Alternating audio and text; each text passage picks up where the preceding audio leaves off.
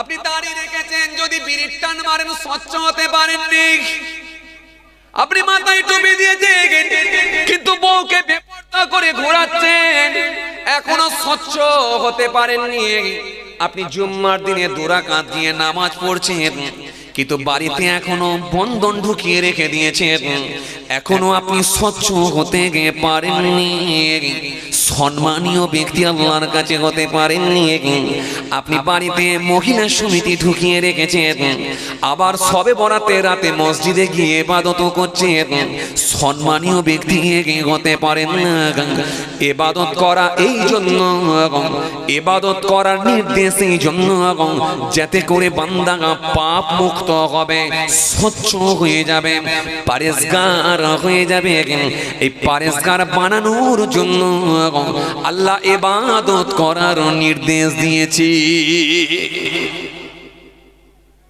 কথা কিছু বুঝতে পারছেন বাপ? আলোচনা বেশি করতে হবে না বাপ আমার, সব আপনাদের জানা।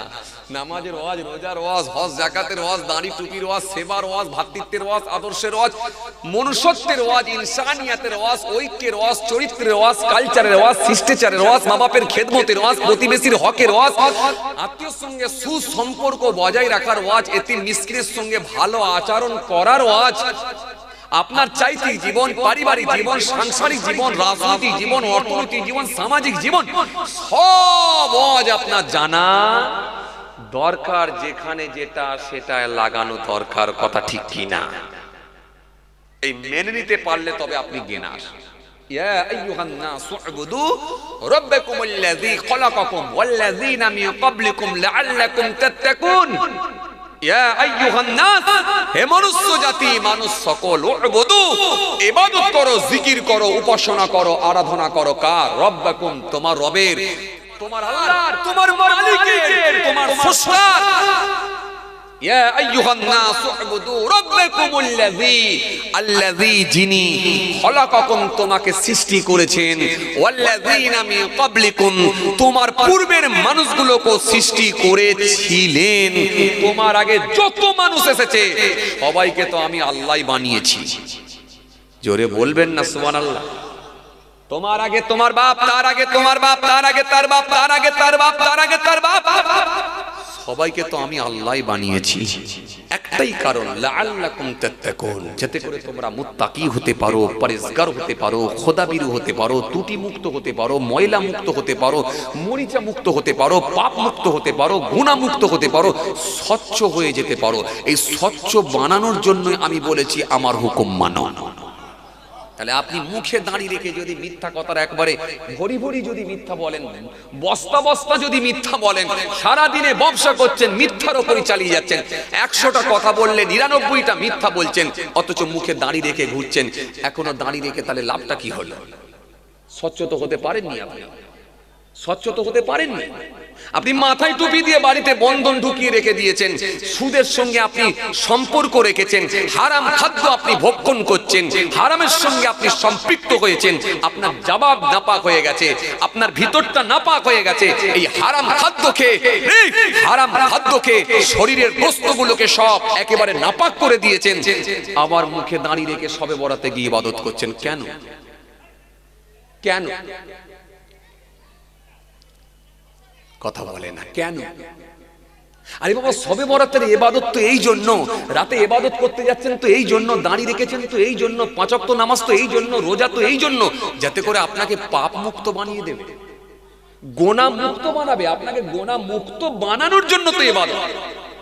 যদি কেউ নামাজ না পড়ে এতে তো আমার আল্লাহর কোনো ক্ষতি হবে না। যদি কেউ রোজা না রাখে আমার আল্লাহর তো কোনো ক্ষতি নাই। যদি কেউ সুন্নতে মুআক্কাদা না করে এতে আমার রাসূলুল্লাহর কোনো ক্ষতি নাই।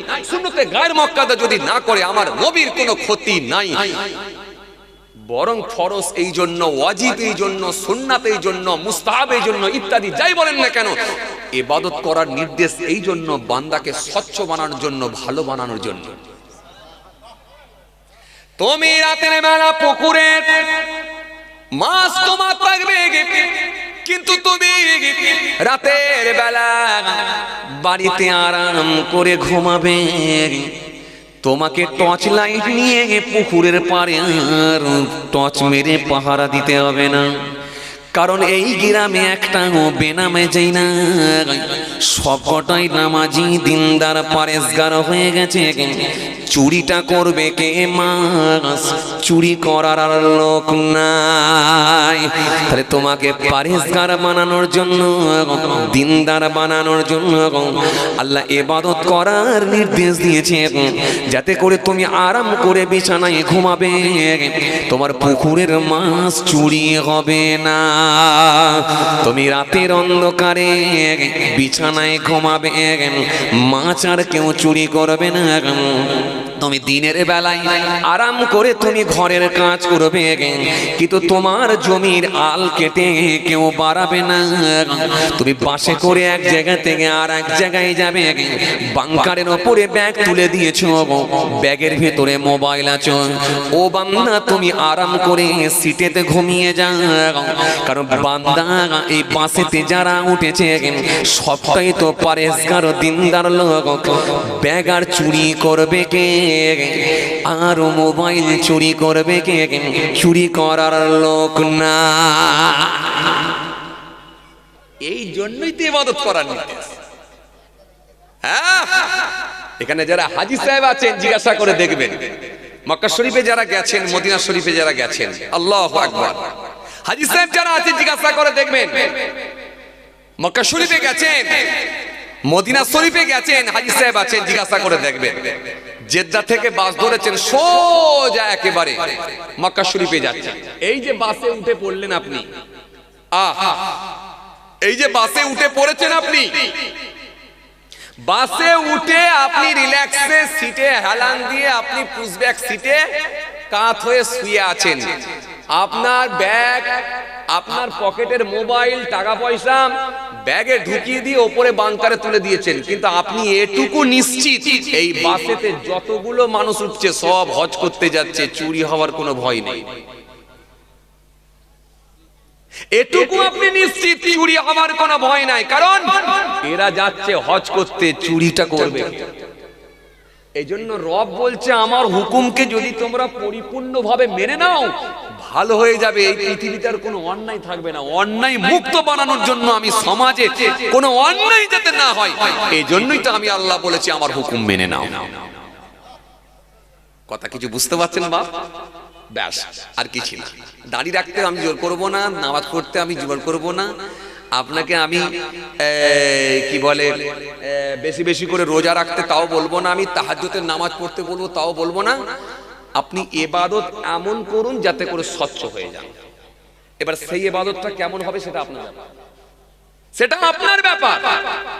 আপনি 5 ওয়াক্ত জোরে নামাজ পড়ে যদি স্বচ্ছ হতে পারেন আলহামদুলিল্লাহ, তাহাজ্জুদ, চাষের নামাজ, ইশরাকের নামাজ যদি বাড়িয়ে স্বচ্ছ হতে পারেন তাও আলহামদুলিল্লাহ, সেটা আপনার ব্যাপার।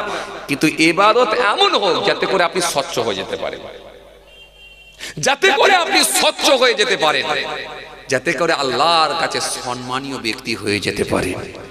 আর সম্মানীয় ব্যক্তিটাকে আল্লাহ পছন্দ করে, স্বচ্ছ ব্যক্তিটাকে আল্লাহ পছন্দ করে। কথা বুঝে আসছে?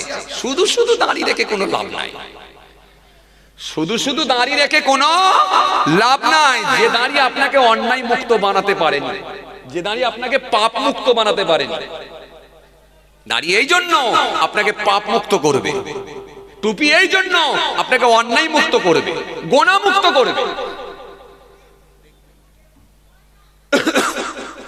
গোনাহ মুক্ত বানানোর জন্য।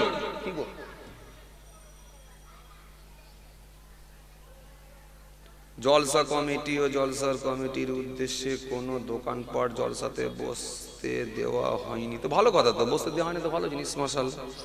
আজ দুপুরে কবরবাসী রুহের মাগফিরাতের উদ্দেশ্যে মহল্লার মা বোনেরা দিয়ে 35 থেকে 40 খতম কোরআন পাঠ ও 24 থেকে 25 লক্ষের অধিক কলমা খানি, আচ্ছা, কলমা শরীফ মসজিদে অনুষ্ঠিত করা হয়েছিল। দোকানপাট বন্ধের দরকার আছে কিনা একটু।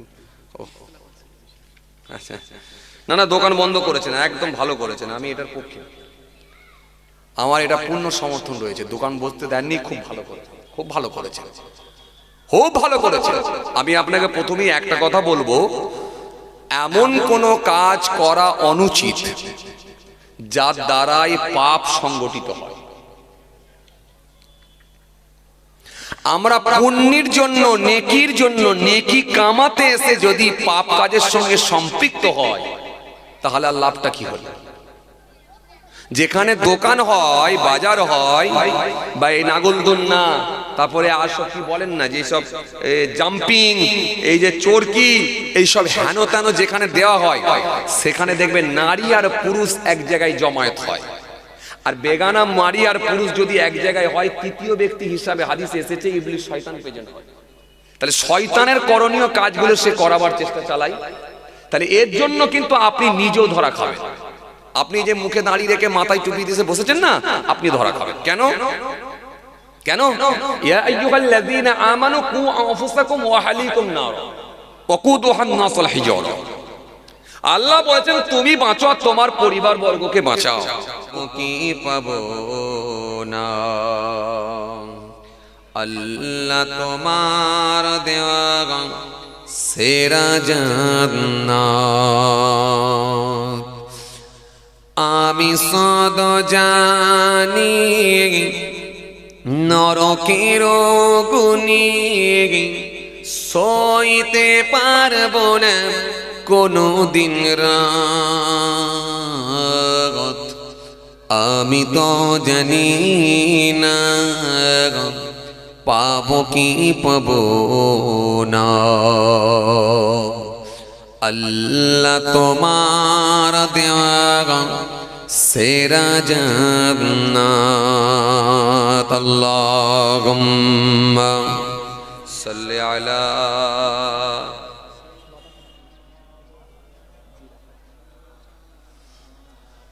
ওয়া আলা আলি।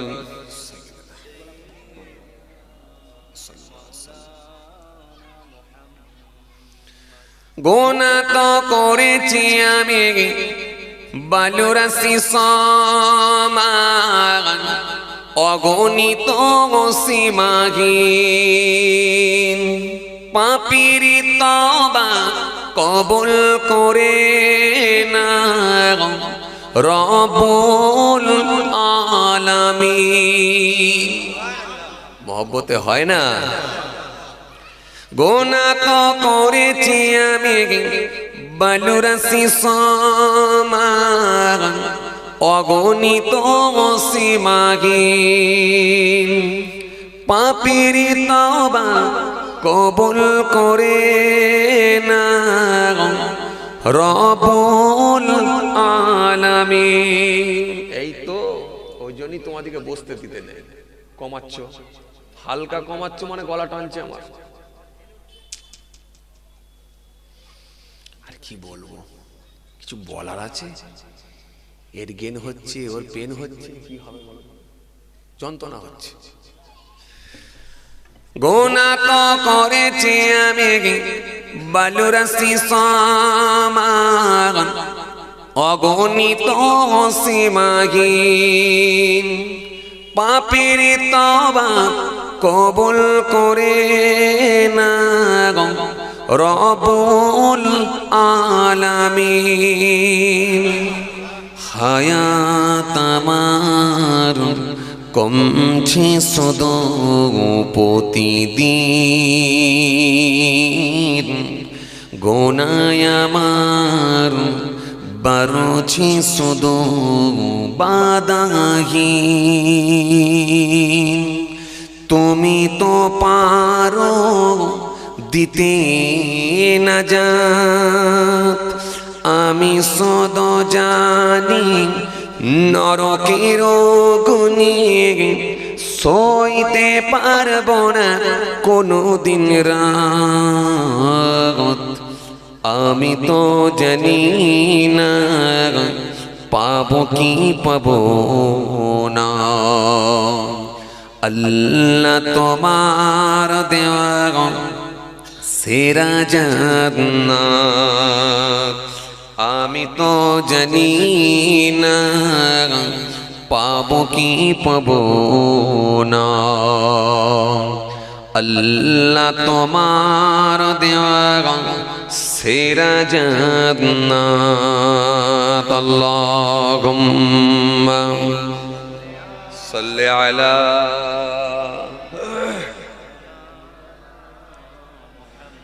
وعلى آله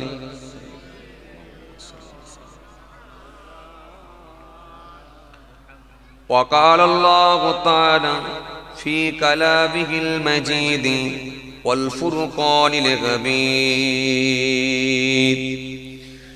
يا أيها الناس اعبدوا ربكم الذي خلقكم والذين من قبلكم গুলোকে নাই আল্লাহর জামিন ছেড়ে বিদায় নিয়েছেন, নশ্বর ধাম ত্যাগ করেছেন। আমাদের থেকে যারা পৃথক হয়ে গেছেন, এই বুরানগড় গ্রামের কবরস্থানে ৩.৫ হাত জায়গা অধিকার করে অপেক্ষায় রত, ইন্তজার করছেন, ওয়েট করছেন সে কায়ামতের দিনের জন্য। জানাই তাদেরকে আমি আমার অন্তঃস্থল থেকে সালাম এবং মোবারকবাদ। আল্লাহ পাকের রহমত প্রত্যেক ইমানদারের উপর হোক, আমরা জোরে বলি আল্লাহুম্মা আমিন। মাশাআল্লাহ, আলহামদুলিল্লাহ, বেশ কিছু মানুষ এক জায়গায় এসে বসেছেন। আমি আশা রাখবো এখনো যারা এসে পৌঁছাতে পারেননি, ছড়িয়ে ছিটিয়ে আছেন, তাদের কাছেও আমার অনুরোধ থাকবে আপনারাও এসে বসে যান। মাহফিলের সৌন্দর্য বাড়বে, দেখতে ভালো লাগবে। প্রত্যেকটা জিনিসের একটা সৌন্দর্য থাকে। আপনারা এসে বসবেন, দেখতে ভালো লাগবে। আর আল্লাহ রাব্বুল আলামিন রাজি হলে, খুশি হলে আমাদেরকে নিশ্চিতভাবে সওয়াবের হকদার করবেন। মাহফিলের অনেক গুরুত্ব রয়েছে, এই মাহফিলের অনেক মার্তাবা রয়েছে। নবী বলেছেন মাজলিসু ফিকি খায়রুন মিন ইবাদাতি 60 সানা। আল্লাহ নবী বলেন 60 বছর নফল ইবাদত করার থেকেও একটা দিনই মাজলিস হলো আল্লাহর কাছে উত্তম, আল্লাহর কাছে প্রিয়। সুতরাং এই মাহফিলের অনেক গুরুত্ব রয়েছে। আমরা কিছু মানুষ বুঝি না, বাড়িতে বলে আসি জলসায় যাচ্ছি, এসে দোকানে বাজারে সময় অন্যদিকে ইনভেস্ট করি, সময়টাকে অন্যদিকে আমরা অতিবাহিত করি।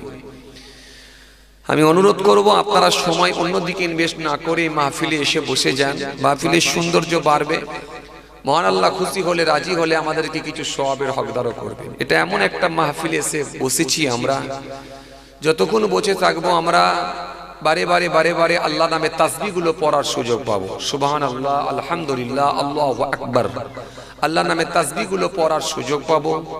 আমরা কালিমা শরীফ পড়ার সুযোগ পাবো, দরুদ শরীফ পড়ার সুযোগ পাবো। সুতরাং আমার আল্লাহ নিশ্চিতভাবে আমাদেরকে সওয়াবের হকদার করবেন। দরুদের অনেক গুরুত্ব রয়েছে, কালিমার অনেক গুরুত্ব রয়েছে, আপনারা জানেন।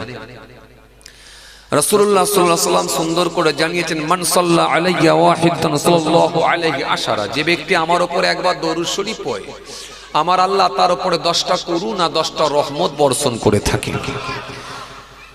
বিশ্বনবী সাল্লাল্লাহু আলাইহি ওয়াসাল্লাম তিনি সুন্দর করে জানান, ইন্নী লাকিতু জিবরিল ফাবাশশানি ফাকালা আল্লাহু তাআলা মান সাল্লা আলাইকা সাল্লাইতু আলাইহি ওয়া মান সাল্লামা আলাইকা সাল্লামতু আলাইহি ফাশাদাদু লিল্লাহি শুকরা। আল্লাহ নবী বললেন, দেখো জিবরাইল ফেরেশতা এসে আমাকে খুশির সংবাদ দিয়েছে। সাহাবীরা বলে, কি খুশির সংবাদ? আল্লাহ নবী বলেন, যে ব্যক্তি আমার উপরে একবার দরুদ শরীফ পড়ে, আমার আল্লাহ তার উপরে রহমত বর্ষণ করে। আর যে ব্যক্তি আমার উপরে সালাম পাঠ করে, আমার আল্লাহ তার উপরে সালাম প্রেরণ করেন। নবী বলছেন, এটা শোনার সাথে সাথে আমি রাসূলুল্লাহ থাকতে পারলাম না, শুকরিয়ায় সিজদায় পড়ে গেলাম। তাহলে এরকম একটা পবিত্র মাহফিলে আমরা দরুদ শরীফ পড়ার সুযোগ পাই, কালেমা শরীফ পড়ার সুযোগ পাই, আল্লাহ নামে তাসবিহগুলো পড়ার সুযোগ পাই। সুবহানাল্লাহ, আলহামদুলিল্লাহ, আল্লাহু আকবার, এই যে তাসবিহগুলো পড়ার সুযোগ পাই। এই জন্য আমরা যতক্ষণ এখানে বসে থাকবো, আমার আল্লাহ খুশি হয়ে গিয়ে আমাদেরকে আল্লাহ ইচ্ছা করলে সওয়াবের হকদার করবেন।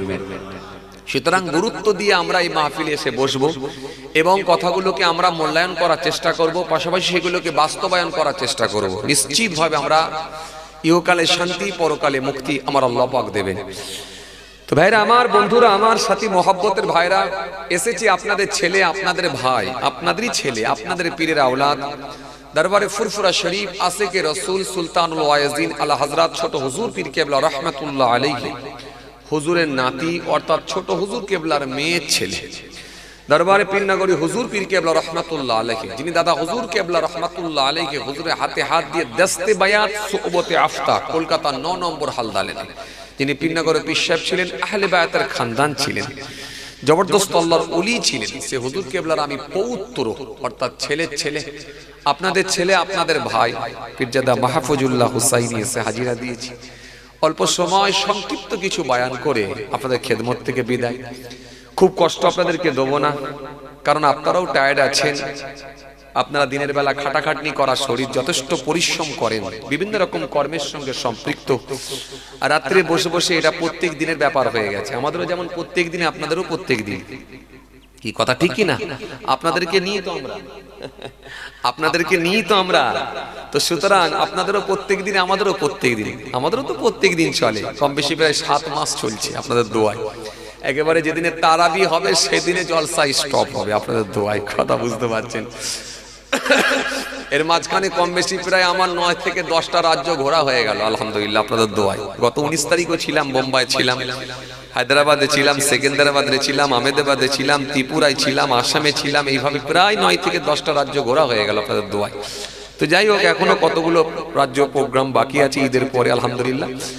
দোয়া রাখেন, অল্প সময় সংক্ষিপ্ত কিছু বয়ান করব, আপনাদের দোয়া খুব বেশি সময় নয়। আমি আপনাদেরকে শেখাতে আসি না, বাল্লিগু আন্নি ওয়ালাউ আয়া, এইদিকে লক্ষ্য করে দুটো একটা কথা জাস্ট খালি স্মরণ করাতে এসেছি। নবী দায়িত্ব দিয়েছেন পৌঁছে দাও, আন্নি আমার তরফ থেকে ওয়ালাউ আয়া, একটা লাইনও যদি হয়, একটা আয়াতও যদি হয়, সেটাও পৌঁছে দাও। এই পৌঁছানোর জন্য আসা, আমি আপনাদেরকে শেখাতে আসিনি। আলহামদুলিল্লাহ এখানে এমনও মানুষ আছেন যে আমার বয়সের থেকে আপনার ওয়াজ শোনার বয়স বেশি হয়ে গেছে, আছে না? নাই, আমার বয়সের থেকে আপনার ওয়াজ শোনার বয়স বেশি হয়ে গেছে, এমনও লোক আছে। 80 বছর বয়স, 55 বছর তো ওয়াজই শুনছি আলহামদুলিল্লাহ। তো আপনাকে আর কি শেখাবো? না আলহামদুলিল্লাহ শেখাতে না, আলহামদুলিল্লাহ আপনারা জ্ঞানী মানুষ, যথেষ্ট আপনারা ধার্মিক, যথেষ্ট দিনই কালচার আপনাদের মধ্যে আছে, যথেষ্ট আপনারা দিনের সঙ্গে সম্পৃক্ত আলহামদুলিল্লাহ। আল্লাহ আপনাদেরকে কবুল করেন, আল্লাহ আমাদের সকলকে কবুল করেন। আমরা জোরে বলি আল্লাহুম্মা আমিন। ভাইরা আমার, বন্ধুরা আমার, সাথী মহব্বতের ভাইরা আসেন, মনে রাখবেন আমরা হলাম ইসলাম ধর্মের মানুষ, আমাদের ধর্ম হলো ইসলাম। ইসলাম ISLAM, Islam, I for I, S for sword, L for love, A for all, M for mankind, I so love all mankind। আমার উচিত সারা বিশ্বের মানুষকে ভালোবাসা। যিনি সারা বিশ্বের মানুষকে ভালোবাসতে পারলেন তিনি প্রফেট মুহাম্মদ মুস্তাফা সাল্লাল্লাহু আলাইহি ওয়াসাল্লামের একটা আদর্শকে অনুসরণ করলেন। কোন নবী? যে নবী ঘোষণা দিয়েছেন আনা খাতিবুন নবী লা নাবিয়্যা বা'দ, আমি হলাম জগতের শেষ নবী, আমার পরে আর কোনো নবী আসবে না। মুহাম্মদ সাল্লাল্লাহু আলাইহি ওয়াসাল্লাম has been the most practical and most successful of all prophets, সেই নবী জিনার তুলনা হয় না। কোরআন স্পষ্ট ঘোষণা দিয়েছে, ইয়া আইয়ুহাল্লাযীনা আমানু ইসতাজিবু লিল্লাহি ওয়া লিরাসূল ইযা দাআকুম, ইয়া আইয়ুহাল্লাযীনা আমানু লা তারফাউ আসওয়াতাকুম ফাওকা সাওতিন নবী মা আতাকুম রাসূলু ফাখুযুহু ওয়া মা নাহাকুম আনহু ফান্তাহু। কোরআন এক জায়গায় নয়, একাধিক জায়গায় তার হাবিবুল্লাহর শান নিয়ে আল্লাহ তুলে ধরেছেন। তো সুতরাং ধর্মের দিকে যদি দেখেন, আপনি শ্রেষ্ঠ ধর্ম পেয়েছেন আলহামদুলিল্লাহ, স্বচ্ছ ধর্মটাই আমরাই পেয়েছি আলহামদুলিল্লাহ। আর আপনাকে পথ দেখানেওয়ালা, রাস্তা দেখানেওয়ালা টিচার আল্লাহ যিনাকে মনোনীত করেছিলেন তিনি হলেন হাবিবুল্লাহ। আল্লাহ রাব্বুল আলামিন যিনাকে ভালোবেসে আমাদের জন্য গিফট করেছিলেন, আমাদের জন্য আল্লাহ পাক দান করেছিলেন, আল্লাহ ভালোবেসে দিয়েছিলেন, তিনি হলেন হাবিবুল্লাহ, যিনি হলেন শ্রেষ্ঠ নবী। তো শ্রেষ্ঠ নবী আমাদের, শ্রেষ্ঠ ধর্ম আমাদের, শ্রেষ্ঠ গ্রন্থ কালামুল্লাহ কোরআন শরীফ।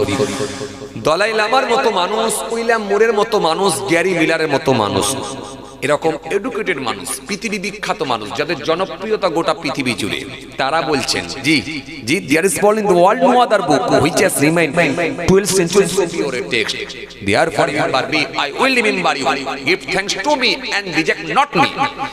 হায়ার এডুকেটেড মানুষগুলো, পৃথিবী বিখ্যাত মানুষ, যাদের জনপ্রিয়তা গোটা পৃথিবী জুড়ে, যারা পপুলার হয়ে গিয়েছিলেন, এত বিশাল এরকম ব্যক্তিত্ব সম্পন্ন এরকম মানুষগুলো, যাদেরকে গোটা পৃথিবীর মানুষ চেনে, এরকম পপুলার ব্যক্তি, এরকম হায়ার এডুকেটেড মানুষগুলো, তারা ইসলামের ছত্র ছায়া এসে কালেমা পড়ে ঈমান কবুল করে নিয়েছে। কথা বুঝে আসছে?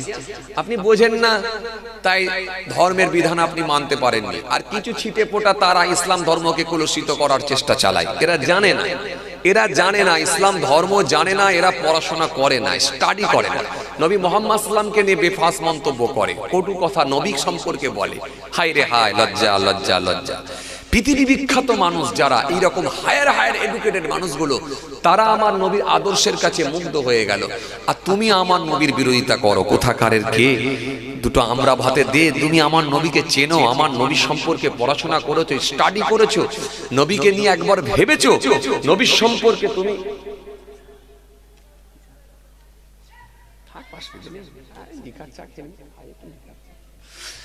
তো ভাইরা, আপনি কি আমার নবীর সম্পর্কে পড়েছেন? আমার নবীর সম্পর্কে স্টাডি করেছেন?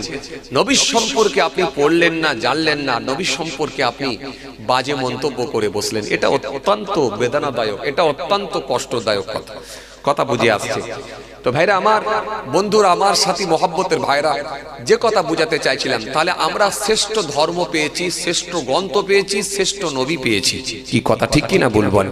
শ্রেষ্ঠ ধর্ম আল্লাহ আমাদেরকে দিয়েছেন। অনেকে বলে ধর্ম নাকি, ইসলাম ধর্ম নাকি 3 দিনের ধর্ম। অনেকে বলে ইসলাম ধর্ম নাকি 3 দিনের ধর্ম, হযরত মুহাম্মদ সাল্লাল্লাহু আলাইহি ওয়াসাল্লাম থেকে নাকি ইসলাম ধর্ম এসেছে। আসলে ওরা জানে না, ওরা জানে না ইসলাম ধর্ম হলো প্রাচীন ধর্ম। ইসলাম ধর্মের আগে কোনো ধর্মই ছিল না, এটা মনে রাখবেন। কারণ যেদিনে বাবা আদম আলাইহিস সালাম এসেছিলেন, তিনি যে এসেছেন পৃথিবীর জমিনে, পৃথিবীর সর্বপ্রথম মানব, তিনিও কিন্তু ইসলাম ধর্মের অনুসারী ছিলেন। বাবা আদম আলাইহিস সালাম না আসা পর্যন্ত কোনো মানুষ আসতে পারেনি। তাহলে পৃথিবীর সর্বপ্রথম যে মানুষটা এসেছিলেন, তিনিও ইসলাম ধর্মের অনুসারী ছিলেন। তো সুতরাং আপনি ইসলাম ধর্মকে 3 দিনের ধর্ম কোন যুক্তিতে বলেন? আমি আপনাকে প্রমাণ করব, সিরাত ইবনে হিসাম থেকে পাওয়া যায়।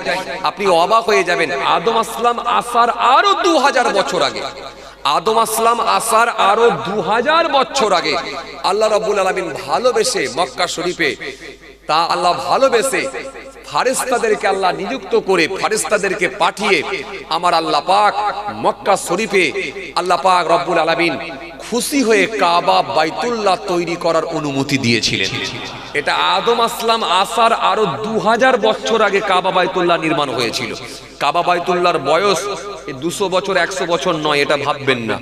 পরিস্থিতির পরিপ্রেক্ষিতে সেটা সংস্কার করা হয়েছে, আবার নতুন করে সেটা আবার বানানো হয়েছে, কিছু হয়েছে। যেমন ইব্রাহিম আলাইহিস সালাম তিনি সংস্কার করেছেন, এইভাবে কাজ হয়েছে। কিন্তু কাবা বাইতুল্লাহর বয়স আজকে নয়, এটা আপনি জেনে রাখবেন। হযরতে আদম আলাইহিস সালাম আসার আরো 2000 বছর আগে আল্লাহ পাক রব্বুল আলামিন ভালোবেসে কাবা বাইতুল্লাহ নির্মাণ করার অনুমতি দিয়েছিলেন ফেরেশতাদেরকে দিয়ে। ফেরেশতারা এসে কাবা বাইতুল্লাহ তৈরি করে দিয়ে গেলেন। আর আল্লাহ পাক খুশি হয়ে বলেন, ফেরেশতারা পৃথিবীর জমিনে আমার বান্দাদেরকে আমি আল্লাহ বানাবো, আমার বান্দারা আমার গোলামি করবে, এই কাবা বাইতুল্লাহ এসে তারা তওয়াফ করবে। আর এরই ওপরে আমি আল্লাহ আর একটা ঘর বানাতে চাই, যেটা হলো বাইতুল মামুর। এই বাইতুল মামুর একটা ঘর থাকবে, যে ঘরে আমার ফেরেশতারা তওয়াফ করবে। তাহলে ওপরেও ফেরেশতারা তওয়াফ চলছে, ঘুরছে, আর নিচেতেও বান্দারা গিয়ে ঘুরছে। তো বলেন তো আপনি কোন ধর্মকে নিয়ে আসবেন? পৃথিবীর জমিনে কম বেশি অনেক ধর্ম, হাজার হাজার ধর্ম এসেছে। তো আপনি বলেন তো ইসলাম ধর্মের আগে কোনো ধর্ম ছিল? আপনি বলছেন হযরত মুহাম্মদ সাল্লাল্লাহু আলাইহি ওয়াসাল্লাম থেকে ইসলাম ধর্ম এসেছে? না না, হযরত মুহাম্মদ সাল্লাল্লাহু আলাইহি ওয়াসাল্লাম থেকে ইসলাম ধর্ম ফাইনাল হয়ে গেছে, একেবারে চূড়ান্ত ফাইসাল্লা করে দিয়ে গেছেন হযরত মুহাম্মদ সাল্লাল্লাহু আলাইহি ওয়াসাল্লাম। তিনি কাটছাট করে দিয়ে প্লাস মাইনাস সংশোধন সংযোজন যা করার দরকার সব তিনি করে দিয়ে একেবারে ফাইনাল হয়ে গেছে ইসলাম ধর্ম। এরপরে আর কেউ কলম চালাতে পারবে না। কোরআন শরীফের মধ্যে একটা নুকতাও কেউ বাদ দিতে পারবে না, আর একটাও সংযোজন করতে পারবে না। কেউ দিতেও পারবে না, কেউ বাদ দিতেও পারবে না, কেউ কলম চালাতে পারবে না। হযরত মুহাম্মদ সাল্লাল্লাহু আলাইহি ওয়াসাল্লাম থেকে চূড়ান্ত একেবারে ফাইসাল্লা হয়ে গেছে। হযরত মুহাম্মদ সাল্লাল্লাহু আলাইহি ওয়াসাল্লাম থেকে চূড়ান্ত আমার আল্লাহ হযরত মুহাম্মদ সাল্লাল্লাহু আলাইহি ওয়াসাল্লামকে দিয়ে তিনি চূড়ান্ত ফাইসাল্লা করে দিয়েছেন। একেবারে যা কিছু করার সব কমপ্লিট করে দিয়েছেন। এই পরিস্থিতির পরিপ্রেক্ষিতে কিছু সংশোধন সংযোজন হয়েছে, কিন্তু হযরত মুহাম্মদ সাল্লাল্লাহু আলাইহি ওয়াসাল্লাম যা দিয়ে গেছেন, নবী সাল্লাল্লাহু আলাইহি ওয়াসাল্লাম তিনি যা আমাদেরকে দিয়ে চলে গেছেন, এটা কিয়ামত পর্যন্ত রয়ে যাবে। এখানে আর কলম চালাবার মতো ক্ষমতা কারোর না। তো সুতরাং মনে রাখতে হবে যে ইসলাম ধর্ম হলো প্রাচীন ধর্ম, ইসলাম ধর্মই হলো শ্রেষ্ঠ ধর্ম। কোরআন স্পষ্ট ঘোষণা দিয়েছে 3 পারা 11 পৃষ্ঠা, ইন্নাদ দীনা ইনদাল্লাহিল ইসলাম। আল্লাহ বলেন আমার কাছে মনোনীত ধর্ম, শ্রেষ্ঠ ধর্ম, সেটাও হলো ইসলাম ধর্ম। ইসলাম ধর্ম এত স্বচ্ছ ধর্ম আর এত সুন্দর ধর্ম, যা আপনাকে অবাক করে দেবে, আপনাকে হতভম্ব করে দেবে। যদি আমার কথা বিশ্বাস না হয়, আপনি নিজে কম্পেয়ার করেন। আপনি নিজে যখন আপনি বিছানায় শয়ন করতে যাবেন, অর্থাৎ শুতে যাবেন, আপনি নিজেকে নিয়ে একটা ভাবান, নিজেকে বলুন, জিজ্ঞাসা করুন, কোশ্চেন করুন, আপনার বিবেককে বা মনকে আপনি কোশ্চেন করুন যে অন্য ধর্মের মানুষ যখন মারা যায়, মারা যাবার পর তার করণীয় কাজ কি কি থাকে বা করণীয় কাজগুলো কি কি, আর আমার ধর্মের যখন কোনো মানুষ মারা যায় তার করণীয় কাজগুলো কি কি বা তার সিস্টেম কি, পদ্ধতি কি, আপনি কম্পেয়ার করলে আপনার বিবেক আপনাকে বলবে তুমি শ্রেষ্ঠ ধর্ম পেয়েছো।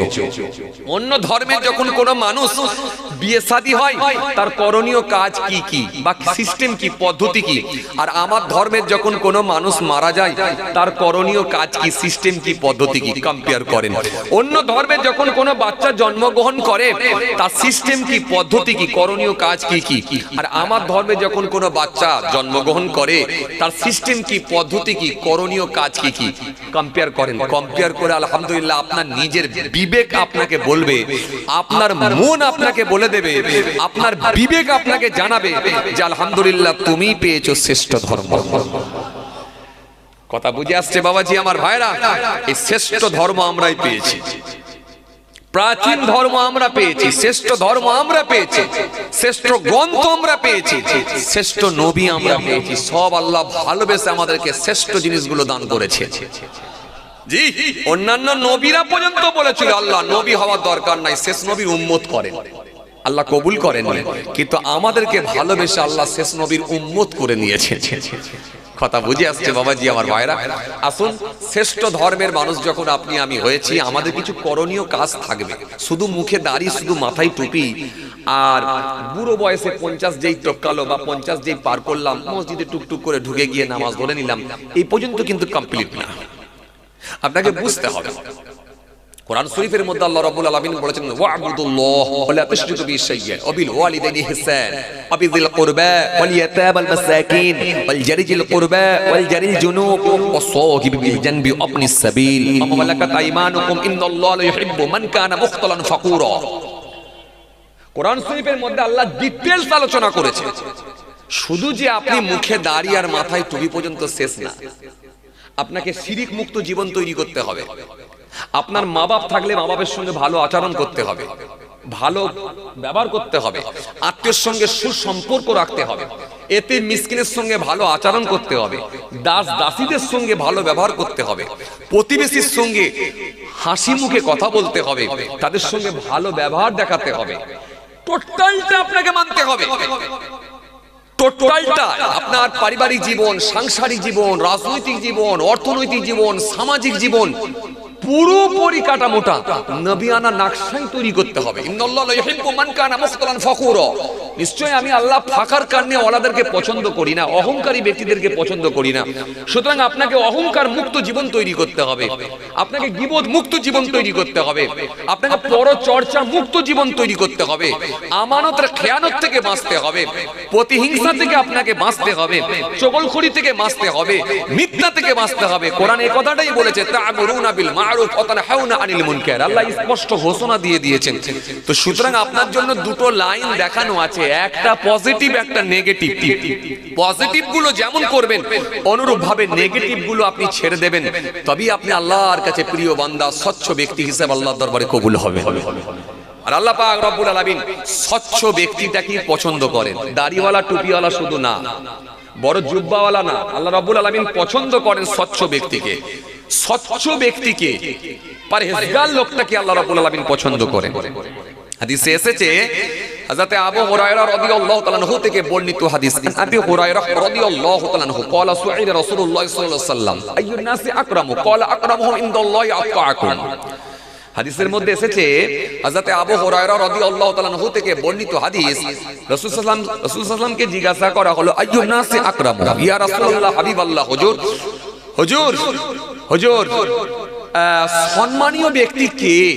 আল্লাহ নবী সাল্লাল্লাহু আলাইহি ওয়াসাল্লামকে জিজ্ঞাসা করা হচ্ছে, হুজুর সম্মানীয় ব্যক্তি কে, সম্মানীয় মানুষ কে? আমরা হলে কি বলতাম বলেন দেখিনি? কথা বলে না। আমরা কি বলতাম? যে টাকা পয়সা বেশি আছে সম্মানীয় লোক। কি বলতাম? যে রাজনীতির সঙ্গে যুক্ত আছে সম্মানীয় ব্যক্তি, এমএলএ, এমপি, চেয়ারম্যান, বিডিও, নিশ্চিত ভাবে এরাই সম্মানীয় ব্যক্তি। একবার এলাকায় ঢুকলে একবার আলোড়ন তৈরি হয়ে যায়। কথা ঠিক কি না? নীল লাল বাতি লাগানো গাড়ি চেপে যখন যাবে, সামনে ফোর্স, পিছনে ফোর্স, উড়ি সর্বনাশ, লোকে দেখতে দৌড়াচ্ছে, একেবারে মেলার মতো ভিড় হয়ে যায়। আমরা মনে করি এই লোকগুলি মনে হয় সম্মানীয় ব্যক্তি, তাই না? আমরা এগুলোই মনে করতাম। হে তরুণিয়া নওজোয়ান যুবকেরা, হে আমার বড় প্যারেরা বাবা রাসূল রেখে দে আল্লাহ নবীকে জিজ্ঞাসা করা ইয়া রাসূলুল্লাহ ওয়া ইয়া হাবিবাল্লাহ হুজুর ও আল্লাহ নবী বিয়াদবি নেবেন না হুজুর সম্মানীয় ব্যক্তি কি নবী বলেন ক্বালা আকরামুকুম ইনদাল্লাহি আতআকুম আল্লাহ নবী সুন্দর করে জানিয়ে দিলেন সম্মানীয় ব্যক্তি হলো সেই মানুষটা যে মানুষটা আল্লাহর কাছে সবথেকে বেশি পরহেজগার দিনদার খোদা ভীরু তাকওয়াওয়ালা এক কথায় যার ভেতরে আল্লাহর ভয় যত বেশি ঢুকবে আল্লাহ দরবারে সে মানুষটা তত বেশি স্বচ্ছ হয়ে যাবে।